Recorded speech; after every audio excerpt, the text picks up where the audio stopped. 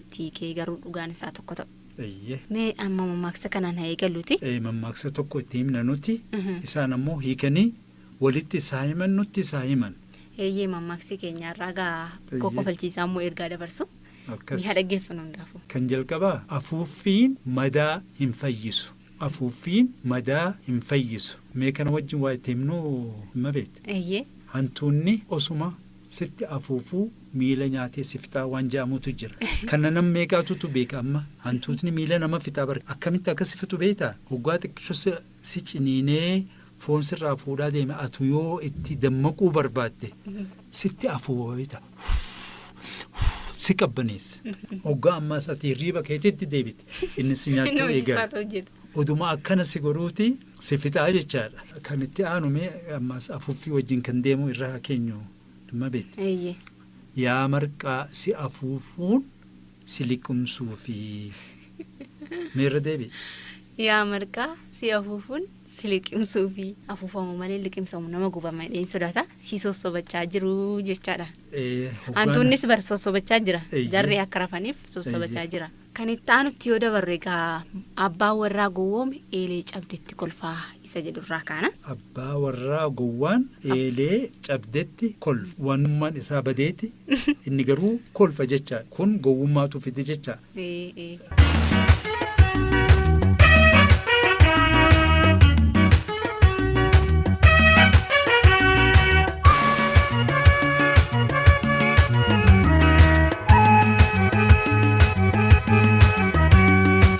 Kan itti aanu akka arge hin qaaqu jette boolli qayyaa.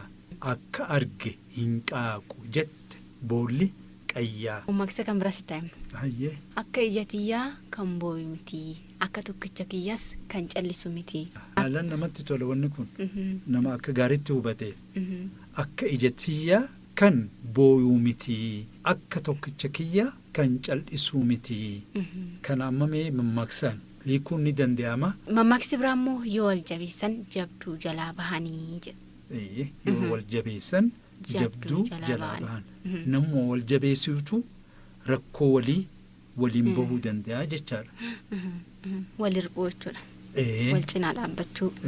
Kan itti aanu aalaa yookaan agadaa humnatti cabsan malee humnaan hin cabsan. Aalaa yookaan agadaa humnatti cabsan malee humnaan hin cabsan. Humnatti hoggaa jennu birkii qaba agadaan. Kanaaf cabsuu yoo barbaadde birkiitti cabsuu malee humna jedhama bakki inni itti cabsan sun. Kanaaf humnatti cabsan malee humnaan hin cabsan. Tooftaadhaan waa godhan malee kallattiin itti deemnaan akka gowwaa sunitti hin deeman jechaadha. Waan ofiitti hin kolfan jecha.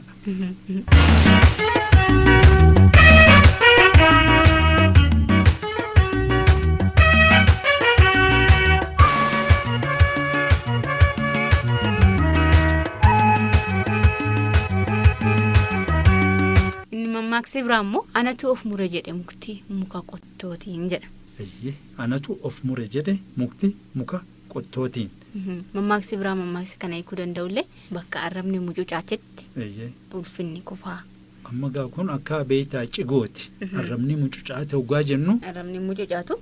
Waan jechuu malu dhiiseeti waan hin malle dubbata. Waan malee dubbate abbaa san bakka ulfina hin qabne bakka kabaja hin qabne oolchee. Ibsa akka salphatu godhaa jechaadha.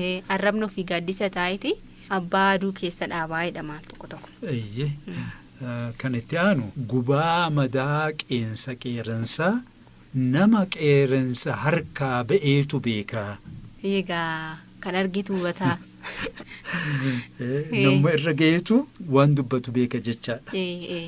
Egaa qeeransa hagam akka nama hubu kan argitu beeka. Tole kan itti aanu. Mammaaksi itti aanumoo fi mammaaksi xumuraa keenyaarra. Jaldeessi illeettiidhaan maaf akkanatti kaattaa jennaani taa'ee hudduu qunca'uu jibbeeti jetteen illeettiin jedhama. Mammaaksi kuni.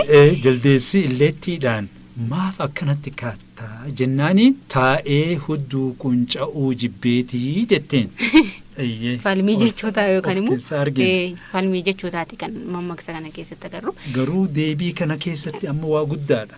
Namni baroo hojii malee taa'ee caluma je'ee taa'ee dhugumaa'uu qunca'uun isaan oolu. Bilaash taa'u manna bilaash dalaguu wayyaa kan jedhamuuf kanaaf miti. Kanaaf mee mammaaksoota amma kaasne kana hiikaatii nutti hima walitti illee hima.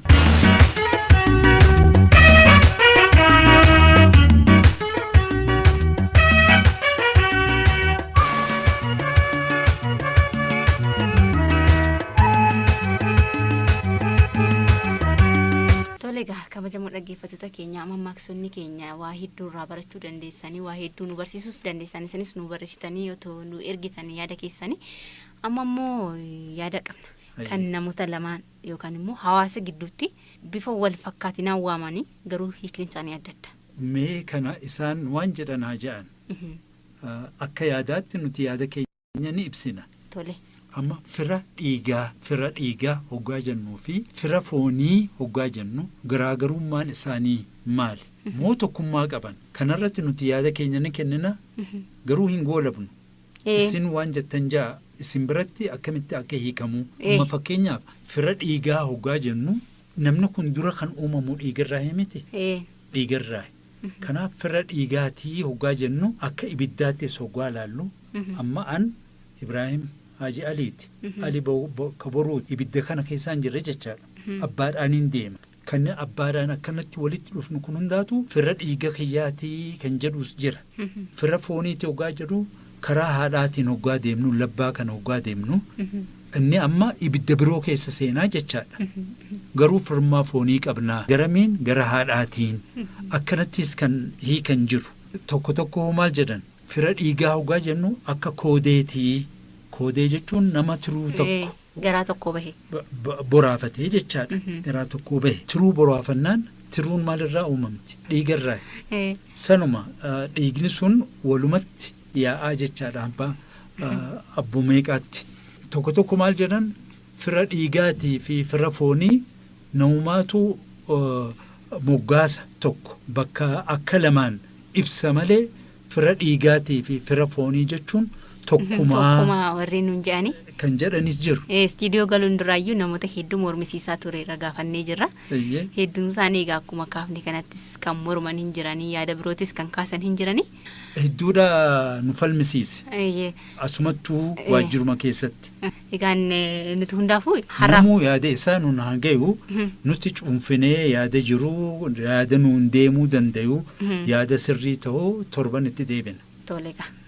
Kanaan beellamannee habaan. Hayyee gaa kabajamoo dhaggeeffattoota keenya akkuma isiniin jenne mammaaksota keenya akkasumas immoo yaada mormiidhaaf isinii kaasne kana lamaan irratti yaada keessan gara toora bilbilaatis ta'e ergaa gabaabaa akkasumas immoo warreen toora qibbicha poostaa keenyaatiin barreessuudhaaf fedhii qabdan. 3-7-2. Faana Broadcasting Corporate qophii afaan Oromootiif jedhaati nu ergaadha. Qophiin keenya afaan Oromoo kanarraa kana fakkaata ture. Qopheessinee isinii dhiyeessuudhaan. Ibrahim Haji Aliitiin hamma torbanitti nagayeet.